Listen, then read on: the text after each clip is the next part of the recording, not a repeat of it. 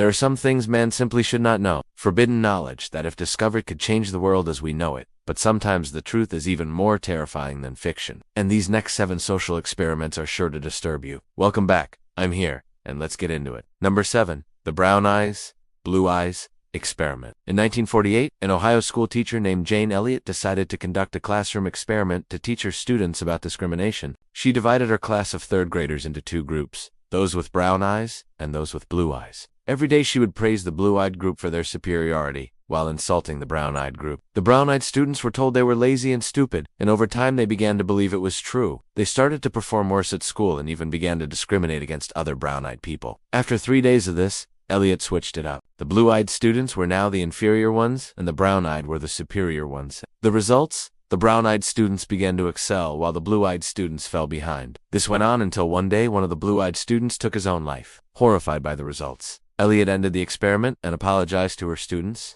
Although this was supposed to be a lesson in discrimination, it had the opposite effect. It showed that labeling people can have serious consequences. No. 6. The Robbers Cave Experiment. In 1954, researchers at the University of Oklahoma decided to conduct an experiment to see how group bias and prejudice developed. They took 24 male college students and put them in a summer camp. For 2 weeks they lived together, ate together, and became friends. Then on the 3rd week, the researchers informed them that the camp was actually full and there were more boys arriving. They were split into 2 groups, the Eagles and the Rattlers, and told that the other group had been at the camp longer and was therefore better at all the activities. They then engaged in several competitions where the Eagles came out on top. The Rattlers, feeling threatened, retaliated by destroying the Eagles' cabana. When the researchers tried to mediate, the Eagles wanted the Rattlers kicked out of the camp entirely. By the end of the experiment, the 2 groups hated each other so much that they refused to even speak to each other. Researchers ended the experiment early and debriefed the participants. While the Robbers Cave experiment was not without its flaws, it remains one of the most famous studies of group bias and intergroup conflict ever conducted. Number 5.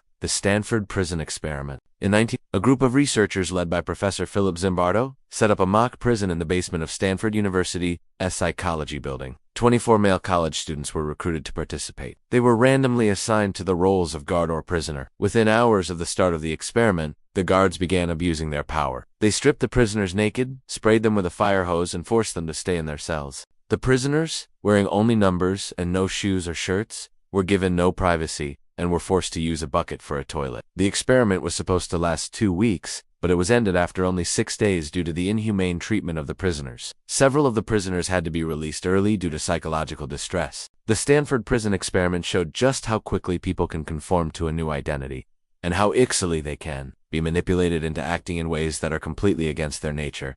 Number 4. The Asch Conformity Experiments. In the 1950s, Solomon Asch conducted a series of experiments to see how people's opinions are influenced by those around them. He showed participants a series of cards, 1 with a line and 3 comparison lines. They were asked which of the comparison lines matched the length of the original line. Even though it was obvious that one of the comparison lines was longer than the original line, many of the participants still chose the longer line. When asked why they chose the longer line, they said they didn't want to be different or stand out. This experiment showed just how powerful conformity can be and how much it can influence our decisions.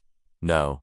3. The Lucifer Effect. In 1977, social psychologist Philip Zimbardo decided to conduct an experiment to see what would happen when a group of people were given complete control over another person. Participants were put in pairs and one was given complete control over the other. They were told to interact with each other in any way they wanted. What happened next was completely out of control. The dominant participants began abusing their power immediately, yelling at the submissive participants, forcing them to do things they didn't want to do, and even torturing them. The experiment had to be ended early because the abuse was getting worse and worse. This experiment showed just how easily people can conform to a new identity, and how quickly they can become abusive when given power. Number 2. The Milgram Experiment. In 1961, Yale University psychologist Stanley Milgram wanted to find out if Germans were less obedient to authority than Americans. He recruited 40 American men and had them perform a simple task. They were told that the purpose of the experiment was to study the effects of punishment on learning. Each participant was paired with another and given a list of words and asked to memorize them. After the first round, the participants were told that the other person in their pair had memorized the list perfectly, and that they had to repeat the process until they got it right. Of course, this was all an act, and the other person was actually a researcher.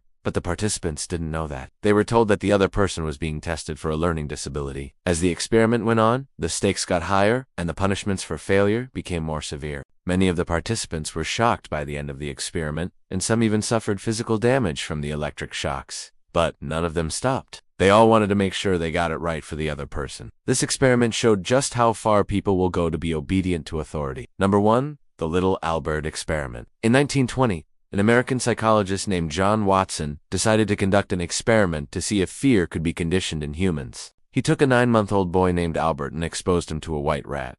At first, Albert was not afraid of the rat. Watson then started making the rat squeak, and whenever Albert reached for it, he would make it disappear. He repeated this several times, and eventually Albert started crying whenever he saw the rat. Watson then started exposing Albert to other animals and objects, like dogs, rabbits, and even Christmas trees. All of these things became scary to Albert because he associated them with the white rat. This experiment showed that fears can be learned, and that classical conditioning can be used to create phobias. Thanks for watching. Which of these experiments was the most disturbing? Let me know in the comments below, and don't forget to like and subscribe for more content. See you next time.